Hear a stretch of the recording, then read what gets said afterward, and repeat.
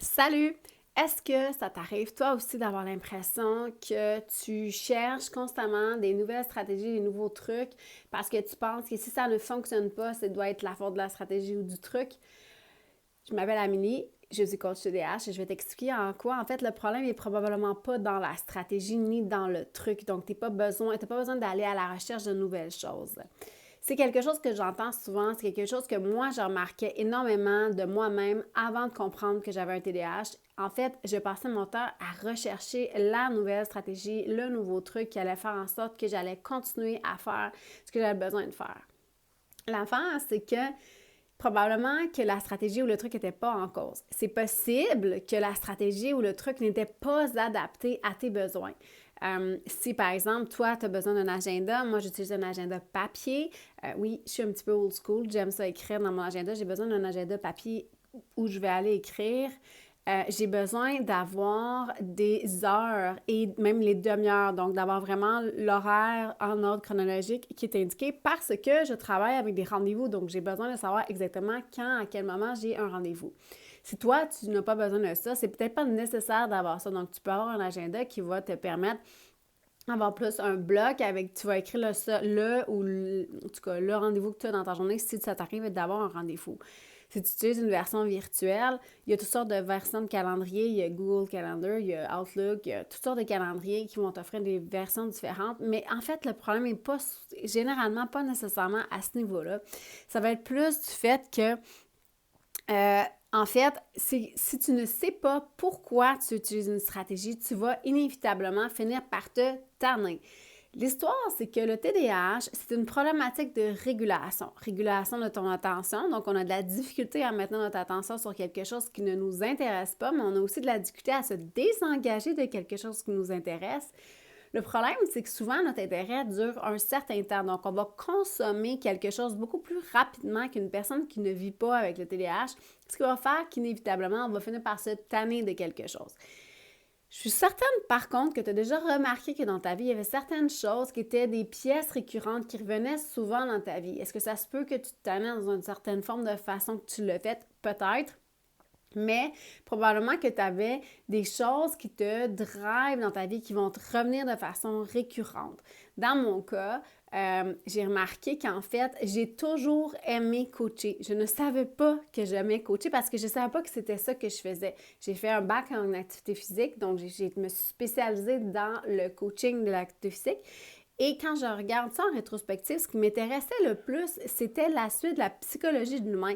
Donc, comment amener un humain à avoir le désir de changer, à avoir le désir d'adopter un nouveau comportement dans le but d'acquérir quelque chose qu'il cherche à acquérir. Donc, c'est ce qui m'intéressait le plus dans mon blog, dans mon bac, pardon, pas dans mon blog, drôlement plus que la physiologie de l'exercice que je trouvais vraiment pénible à suivre. Donc, c'est vraiment ce qui m'intéressait, comment supporter l'individu dans le changement. J'ai travaillé pendant longtemps dans le domaine actif physique et ensuite, je me suis même spécialisée. J'ai eu un gym. Donc, ça revenait quand même à toujours la même chose. Moi, ce qui m'intéresse, c'est comment supporter la personne à devenir la personne qu'elle a envie d'être. Ce qui arrive avec le TDAH, c'est que souvent, ce que je reçois, c'est que les gens, en fait, ils ne savent plus faire la différence entre leur personnalité, ce qu'ils aiment, leurs valeurs, leurs priorités, tout ce qui est important pour eux, et le TDAH. Parce que quand tu n'es pas diagnostiqué jeune et qu'on ne t'aide pas, parce que même si tu reçois un diagnostic jeune, c'est fort probable qu'en fait, on ne t'a pas vraiment apporté d'aide, on ne t'a pas vraiment expliqué comment fonctionnait ton cerveau, puis comment le supporter, comment te supporter, quel genre de stratégie t'aide, toi. Et là, c'est là toute la difficulté du TDAH, c'est qu'en fait, il n'y a pas une stratégie qui fonctionne pour tout le monde. Il faut les adapter selon chaque individu parce qu'il y en a qui vont avoir de la misère avec certaines choses, d'autres avec d'autres choses. Alors, il faut vraiment travailler à chercher qu'est-ce qui va faire que chez cette personne-là, ça va fonctionner. Et là, si tu n'as pas eu ça, si tu as été comme moi et que tu as reçu un diagnostic tardif, moi j'ai été diagnostiquée à l'âge de 39 ans, ça donne un peu l'impression qu'en fait, on a été un peu abandonné, si tu veux, par le milieu. On a vécu, en fait, il y a une part de deuil dans le diagnostic parce que c'est le deuil de j'ai donc essayé d'être normale, entre guillemets, et au final, j'ai un peu la confirmation que je ne le serai jamais.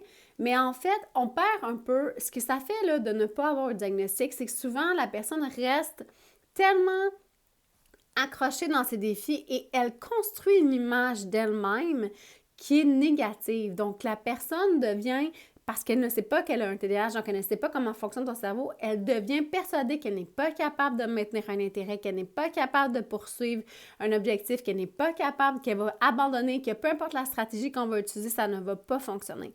Et quand tu es dans ce genre de mindset-là, on appelle ça un mindset fixe. En fait, en anglais, c'est le fixed mindset, qui est une théorie de Carol Dweck. Si ça t'intéresse, je vais mettre le lien en commentaire.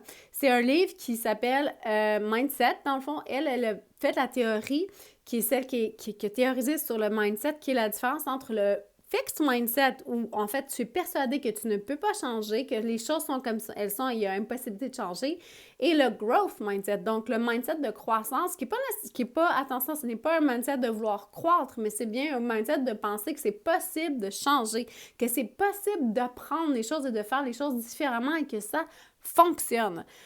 C'est pas un mindset où on cherche à avoir une croissance soit économique, soit de revenus, tout ça. Non, c'est vraiment par rapport au fait que tu crois que toi, comme individu, tu es capable d'adopter des nouvelles stratégies, tu es capable d'adopter des nouveaux comportements, tu es capable d'adopter des nouvelles habitudes dans le but d'obtenir ce que tu veux faire.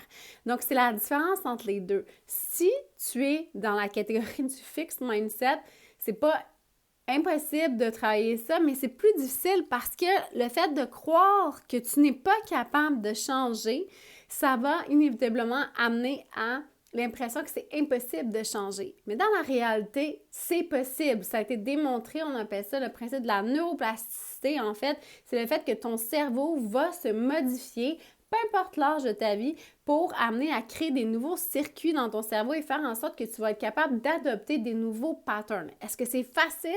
Non. Est-ce que c'est plus difficile pour une personne avec un TDAH? Tout à fait. Est-ce que c'est possible d'y arriver? Oui. Est-ce que ça va prendre un petit peu plus de structure? Tout à fait, ça va prendre la structure environnementale, donc de modifier ton environnement pour faire en sorte qu'il supporte ce que tu veux. Ça va te prendre probablement le support de personnes comme ton conjoint, ta conjointe ou peut-être des amis ou ton coach. Un coach, ça sert à ça. De t'aider à atteindre tes objectifs, à avoir du support dans la poursuite de cet objectif-là. Mais en réalité, ce qu'on veut, et moi, ce que j'aime faire, mon travail, en fait, ce qu'on veut, c'est t'aider à comprendre derrière tout ça, derrière ces défis-là, qui es-tu? Qu'est-ce que tu aimes faire? Qui veux-tu être dans ce monde-là?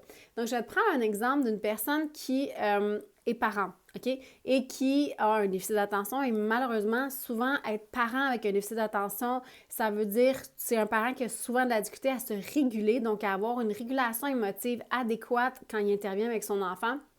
Ce qui va créer, en fait, des situations explosives.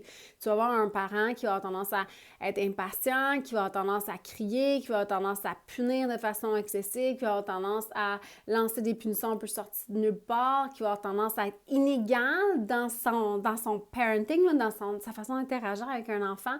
Et c'est pas la meilleure façon, disons. On veut essayer d'être comme parent le plus stable possible et le plus régulé émotivement quand l'enfant, lui, est dysrégulé. Parce que c'est sûr que ton enfant va être dysrégulé, probablement même plusieurs fois par jour, OK?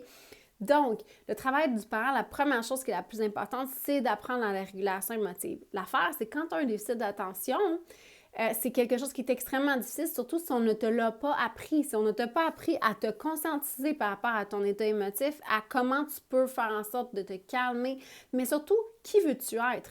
Donc, ça a été un travail que moi, j'ai dû faire. J'étais la maman qui a tendance à crier après ses enfants, j'étais la maman qui perdait le contrôle quand un de mes enfants pesait sur le bon piton, puis il y en a qui sont capables de peser plusieurs fois sur le même piton dans la même journée. Bref, si j'étais dans un mauvais état d'esprit, et un état d'esprit un peu plus négatif et tout ça, et que j'avais un de mes enfants qui venait me chercher un peu, c'était facile, malheureusement, pour moi de me mettre à crier ou de me mettre à punir un de mes enfants. C'était vraiment quelque chose dont je n'étais pas fière et c'était quelque chose que je ne voulais pas être. Et ce que j'ai fait, c'est que je me suis demandé, mais qui est-ce que je veux être? C'est quoi pour moi? Quelle maman j'ai envie d'être pour mes enfants? Qui moi j'ai envie d'être? Et ce qui m'est venu, c'est qu'en fait, moi, j'ai envie d'être une maman patiente et à l'écoute, OK? Donc, c'est vraiment quelque chose, patiente et à l'écoute. C'est quelque chose que je me répète tout le temps. Donc, j'ai appris à décoder quand je me sens émotivement moins stable, donc dysrégulée émotivement. Et je manque souvent à cette phrase-là qui est « Je suis une maman patiente et à l'écoute ». Je suis une maman patiente et à l'écoute. Et je me répète cette phrase-là jusqu'à ce que je me régule émotivement et que j'arrive à intervenir auprès de ma fille de façon alignée avec la personne que j'ai envie d'être. Est-ce que c'est facile ce que je te dis là? Absolument pas. Mais si ce que tu me demandes, c'est « Amélie, aide-moi à arrêter de crier après mes enfants », je peux pas t'aider à arrêter de crier après tes enfants si tu sais pas qui tu veux être derrière ça, si tu sais pas pourquoi tes valeurs de vie, si tes valeurs, tes priorités, tes choses que tu cherches à obtenir sont pas profondément bien identifiées. Et ce qui est complexe avec le TDAH, en fait, c'est que souvent, quand on ne nous a pas aidés à comprendre comment notre cerveau fonctionne, c'est comme devenu un peu... Ça fait en sorte qu'on a de la difficulté à poursuivre des passions. Moi, ce que j'entends souvent, c'est « Mais oui, mais j'ai tellement changé souvent de passion. » C'est normal de changer de passion, mais il y a sûrement quelque chose qui est sous-jacent à tout ça que toi, tu n'arrives pas nécessairement à détecter, mais il y a comme un petit fil conducteur qui est là, qu'il faut apprendre à saisir puis qu'il faut tirer dessus pour voir qui es-tu derrière ça, qu'est-ce que tu aimes faire.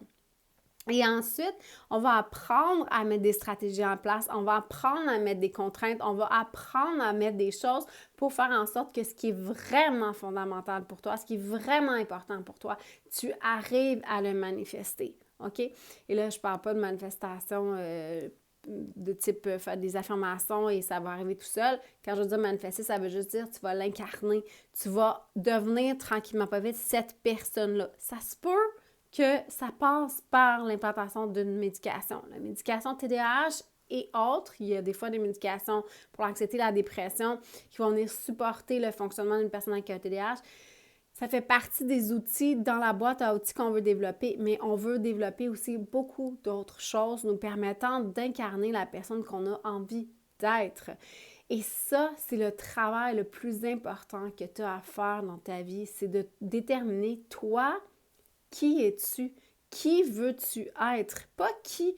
Puis arrête de penser que il y a quelque part où c'est écrit puis que ça va être révélé magiquement. Ça va être toi, qui es-tu? Et là, demande-toi aussi, qu'est-ce qui fait que je m'identifie ou pas à cette chose-là? Je vais te donner un autre exemple.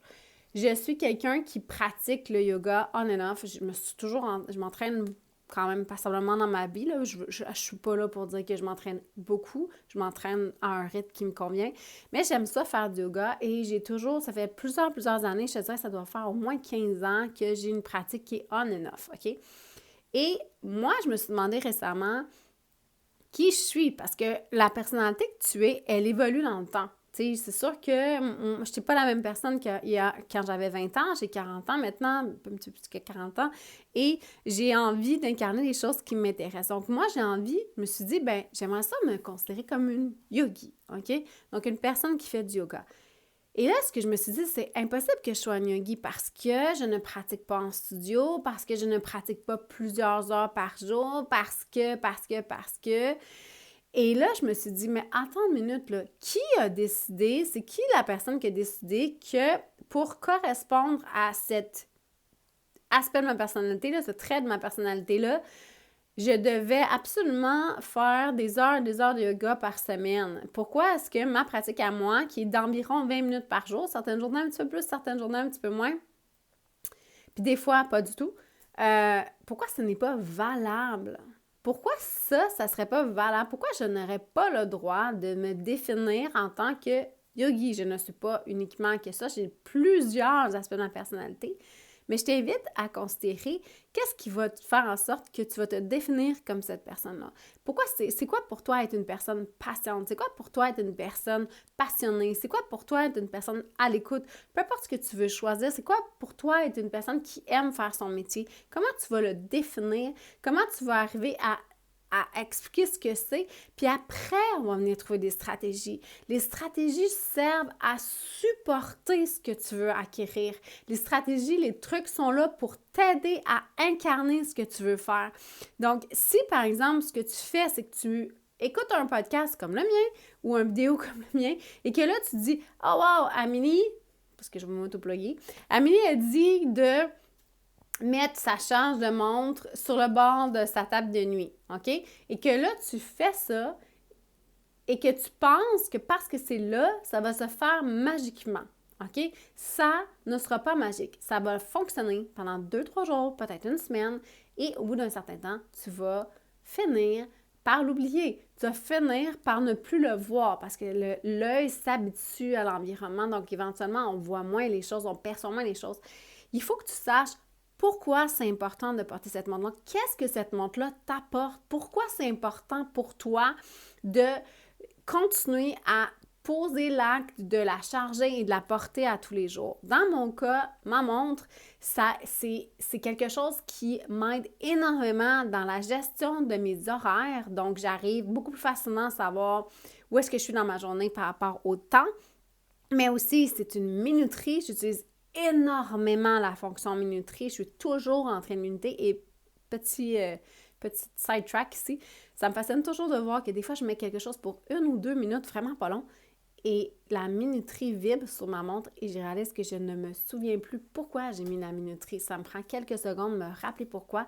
Donc, à chaque fois, ça me rappelle à quel point, en fait, j'oublie rapidement quelque chose que je suis en train de faire. Dès que je sors de l'environnement dans lequel je suis en train de faire quelque chose ou que je me fais distraire, parce que quelqu'un vient me parler, par exemple, ou je reçois un appel, je perds le fil de ce que je suis en train de faire et je me perds complètement. Et là, ben, dans le cas où, par exemple, j'étais en train de faire que des biscuits, tu peux être sûr à 100% qu'ils vont être brûlés si j'ai pas de minuterie. Donc, j'ai une minuterie à mon poignet en tout temps et cette minuterie-là, elle est pratique pour moi parce que ça m'évite d'aller dans mon cellulaire. J'ai juste à parler à ma montre et ma montre place la minuterie pour moi. Ensuite, je le fais aussi parce que pour moi, mon activité physique est importante. Une de mes priorités dans ma journée, c'est le nombre de pas que je fais et ma montre calcule le nombre de pas. Donc, c'est quelque chose que je regarde souvent et ça va m'arriver parfois le soir de dire « il me manque un petit 2000 pas ». Je vais aller faire une marche supplémentaire que je n'avais pas nécessairement prévue. C'est une façon pour moi de m'aider à me réguler parce que ma santé et mon bien-être physique passent par une certaine quantité d'activité physique dans mon quotidien et c'est une façon pour moi de tracker ça. OK? Donc, je m'en sers énormément. C'est vraiment un support pour m'aider à être la personne que j'ai envie d'être. Donc, pour moi, quand je mets ma montre le soir, c'est pas juste mettre ma montre le soir. Mettre ma montre le soir, c'est dire, ben j'adopte les habitudes d'une personne qui ressemble à celle que j'ai envie d'être. OK? Donc, voilà pourquoi une stratégie en elle-même, ça ne fonctionne pas, puis que probablement que tu en as essayé plein dans ta vie, OK? J'en ai essayé une quantité phénoménale et ils ont fonctionné au début, puis après, ils ont arrêté de fonctionner. Pourquoi? Parce que tu ne savais pas pourquoi, qu'est-ce que ça va changer dans ta vie, qu'est-ce que ça va t'apporter, pourquoi c'est super important pour toi. Oui, le TDAH, c'est plein de défis, mais ces défis-là, on peut s'en occuper quand on sait où on s'en va. C'est un peu comme si tu me demandais, « OK, Amélie, j'aimerais ça améliorer ma vie, mais en fait, ce que j'ai envie de faire, c'est conduire ma voiture de reculons sans jamais regarder par en arrière. » Ça va être vraiment difficile d'éviter de foncer dans un mur ou d'avoir des problèmes. Tu ne sais pas où tu t'en vas. Tout ce que tu fais, c'est t'éloigner quelque chose en reculant. OK? Donc, moi, ce que j'aimerais que tu penses à faire, c'est, tu peux revenir dans mes épisodes précédents. J'ai fait des épisodes sur comment définir tes valeurs. J'ai fait des épisodes sur définir tes priorités. C'est vraiment important parce que chaque stratégie que tu vas chercher à implanter, doit être réfléchi en fonction de l'objectif que tu cherches à obtenir, de la valeur ou de la priorité que tu cherches à incarner. OK? Si tu veux ne plus oublier tes clés parce que c'est quelque chose que tu as de la difficulté à faire, mais il y a plusieurs stratégies. Ça peut être d'avoir un support pour les clés, mais ça peut être aussi de changer ta barrure de porte, j'ai oublié le mot. J'avais deadlock dans la tête. Ta barrure de porte, moi, j'ai mis des numéros. Donc, j'ai plus à traîner mes clés. Ça a un peu réglé ce problème-là. Mais il y a toutes sortes de différentes stratégies qui vont te permettre d'obtenir ce que tu cherches. Moi, une des raisons pourquoi j'étais tannée de chercher mes clés, c'est que je me suis embarrée à l'extérieur plusieurs fois et j'ai trouvé ça profondément humiliant. Et en plein hiver, au Québec, hein, si tu n'es pas au Québec, si tu vis pas au Québec, sache qu'au Québec, il fait extrêmement froid l'hiver, que c'est vraiment pas le fun de s'embarrer à l'extérieur. Surtout quand il fait très, très froid, comme -20. Et là, dans le fond, j'ai choisi que je n'avais plus envie que ça m'arrive. Et pour que ça ne m'arrive plus, je dois implanter une stratégie. Mais cette stratégie-là doit être supportée d'une raison. Et cette raison-là, eh bien, c'est que j'aime vraiment pas ça être embarrée dehors. Mais en fait, c'est pas juste ça. C'est que dans le fond, maintenant, comme je travaille de la maison et que j'ai des rendez-vous à tous les jours, eh bien, m'embarrer à l'extérieur, c'est être en retard pour mes rendez-vous avec mes clients. Et je ne veux pas être en retard. Pour moi, c'est important. Être à l'heure, même si c'est pas naturel pour moi, être à l'heure, c'est quelque chose d'extrêmement important. Ça fait partie de mes valeurs profondes parce que pour moi, c'est rattaché au respect. Et de ne pas être en mesure d'être à l'heure pour mes clients, pour moi, c'est un manque de respect envers mes clients. Et c'est extrêmement fondamental. Donc, j'accepte de tolérer la stratégie, de l'implanter, de l'utiliser, de la vivre dans le but d'honorer ma valeur profonde qui est le respect. Donc voilà, j'espère que ça t'aide à comprendre pourquoi une stratégie en elle-même, peu importe qui te la donne, ça va fonctionner pendant un certain temps. Mais s'il n'y a pas quelque chose, s'il n'y a pas comme un moteur qui pousse ça vers l'avant et qui va t'aider à l'implanter sur le long terme, tu ne vas pas arriver à la maintenir, cette stratégie-là. Et souvent, ce que je vois aussi, c'est tes stratégies, ça doit être toi qui les identifie et ça doit être toi qui trouve comment les implanter. C'est pas parce que moi, ça fonctionne d'avoir ma charge de montre sur le bord de mon lit que ça fonctionne pour toi. Ça fonctionne pas pour mon conjoint. Pourtant, on habite ensemble, on a la même maison. Lui, il n'a pas mis au même endroit que moi et c'est correct. C'est pas moi qui ai raison, c'est pas lui qui a raison. On a chacun nos façons de fonctionner. Moi, c'était ma façon de fonctionner. J'ai choisi de la mettre là. Donc, ça va être important aussi que tu regardes quand tu implantes une stratégie de te poser la question: est-ce que c'est moi qui ai vraiment envie de ça? Est-ce que moi, ça m'aide? Ou est-ce que je suis en train d'essayer d'adopter la stratégie de X, Y, Z qui n'est pas nécessairement selon mes objectifs? Donc voilà, fait que je t'amènerais vraiment à essayer d'accorder de l'importance à ça parce que je te jure que c'est possible d'être la personne que tu veux avec ton TDAH. J'aime pas dire malgré, je trouve ça un peu négatif. Mais c'est possible de l'être et pour devenir capable d'implanter une stratégie et de la maintenir dans le temps, je te jure que c'est possible. Moi, ça fait 3 ans que j'ai adopté certaines stratégies et elles sont encore présentes. Elles fonctionnent très bien. Maintenant que je sais comment fonctionne mon cerveau, qui je veux être, quand je combine les deux, c'est là que ça fait de la magie. Sur ce, je te souhaite une très belle semaine. Si tu as aimé cet épisode, je t'invite à le partager. Et pour la personne qui m'a laissé un commentaire la semaine passée sur la qualité de l'audio, je suis vraiment désolée. J'ai encore un petit peu de la misère à m'adapter au fait que je me filme en même temps. Donc, cette semaine, comme tu peux voir, j'utilise mon micro intégré avec mes petits écouteurs en espérant que dans le futur, on trouve une autre stratégie. Sur ce, partage mon épisode, laisse-moi un thumbs up ou un like, peu importe où t'es. Laisse-moi des commentaires, ça me fait super plaisir. Je les lis et je vais aller répondre si c'est sur YouTube, sur Spotify. J'adore quand tu laisses des commentaires. Je peux pas te répondre. Je suis vraiment désolée. Ne crois pas que je t'ignore. Je les lis tous. Je les apprécie énormément. Et je te souhaite une belle semaine.